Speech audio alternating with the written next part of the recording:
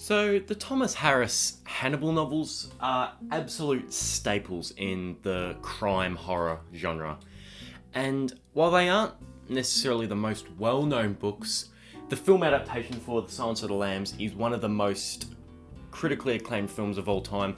And actually, it was that movie that made me want to read all the other books. And last Christmas, I got all 4 of the Hannibal books. And I read them so fast. They're really good, really quick, easy reads.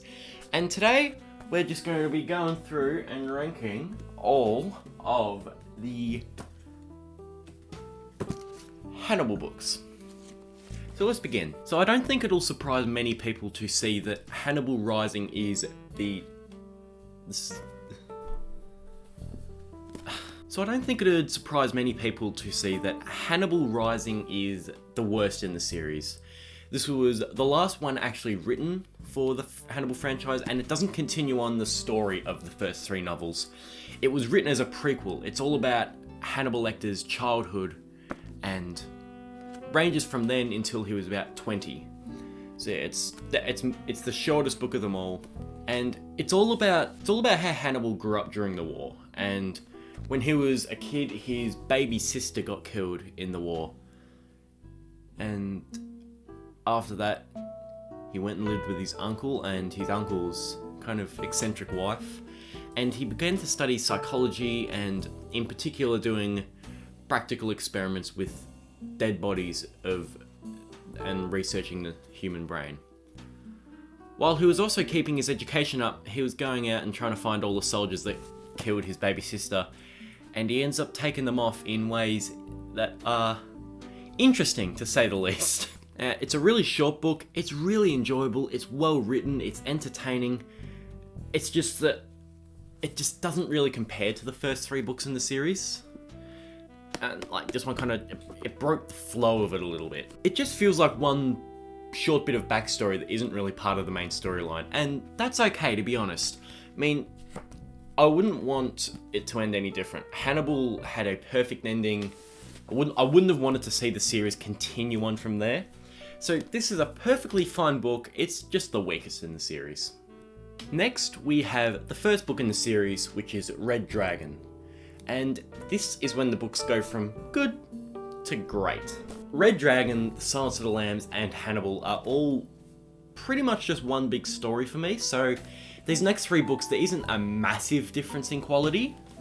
It was more just Hannibal Rising was the outlier. But let's just continue on. Red Dragon is about a retired FBI agent named Will Graham, who is called back in by the FBI to come and try help solve the murders of this guy who is killing entire families, and they just call him the Tooth Fairy. But in order to do this, he has to consult a cannibalistic psychiatrist, Hannibal Lecter, who is locked up in a mental institution for answers. And that's the whole thing. The reason why Will Graham was retired is because he actually got attacked by Hannibal Lecter, but survived. So he had to kind of go and meet Hannibal again and speak, confront his demons, which caused him to retire from the FBI. It's a really good crime story with a large element of mystery. It's a very much a whodunit story, and there are some really terrifying scenes in here which I love. But the reason that this is lower is because of the characters. They aren't bad, they're just not great. Aside from the 3 main characters of this book, there really isn't that much character work here. And strangely, Hannibal Lecter is a pretty minor character in this book. He's crucial to the plot, don't get me wrong, but he really doesn't leave that much of a presence. And it's funny, because since The Silence of the Lambs was released, the books, Red Dragon books, all come with something like saying the novel that created Hannibal Lecter, just to cash in on that marketing when he's really hardly in this book. It's still a great book though, so let's move on to our next pick. So this might shock you a little bit, but at number 2 we have The Silence of the Lambs. And yes, this is not my favourite Hannibal book, and I will explain to you later on, trust me. The Silence of the Lambs is one of the most crucial movies in the thriller subgenre, and it all stemmed from this brilliant book. It's about an FBI trainee who is given the task of trying to find out who the mysterious Buffalo Bill is, a serial killer that kidnaps and skins his female victims. And let me tell you, it is kind of messed up. Just a little... No, it's very messed up. This is a really disturbing book. Clarice Starling, the FBI trainee, ends up being sent to Hannibal Lecter, who is still in his mental institution, to find answers, get information. Except this time, the communication between Hannibal and Clarice is rather interesting. So it's a really great story, and it stays interesting for the entirety of this novel, and the ending of this book is just so perfect. It's like, oh God, it leaves you with a smile on your face. I think that the book develops its characters better than Red Dragon, and it definitely broadens Hannibal's character a bit too. But the reason why I didn't like this one as much as my number one pick is because it's a little too similar to Red Dragon, maybe. It honestly, to me, just feels like a reimagining of that book. Someone in the FBI is chasing down a serial killer, and they have to consult Hannibal Lecter for help. That's basically what both the plots of both books are. And I'll be honest, just... the movie's better. It's not too often that happens, but I don't know, this movie is it's just better than the book for me. I think the movie made some smart changes which gave it extra leeway to broaden Hannibal's character even more and better than the book, and cut back on a few things that really didn't need to be there. And some sections of the movie are just a lot more memorable than they were in the book. Like, the book, it's cool, but the movie just does so much with them, with the cinematography and the music, and it just... I just think the movie did it better. Yes, this is my favourite Hannibal book. Just straight Hannibal. And part of the reason why I love this book so much is because when I started reading it, I actually didn't like it as much as Red Dragon and Silence of the Lambs. I didn't dislike it, don't get me wrong on that, but it was a little too foreign and a little bit jumpy and a bit too weird for my taste. But then there was this one part around about halfway through the book, and trust me, if you've read this book, you know exactly what I'm talking about, that just shocked me to my core. I nearly felt sick while reading this. And it was just such...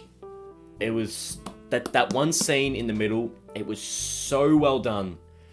So horrific. And it just caught me. I was reading it just like... I really like that this book took a completely different direction than the other two as well. And I think it's definitely the longest of the series. It's not overly long, let's see, it's like 564 pages. But, so yeah, it's pretty long, it's a small book. But what I mean, anyway, it develops the characters quite a lot better than the other two books. And honestly, this book was just one massive fever dream.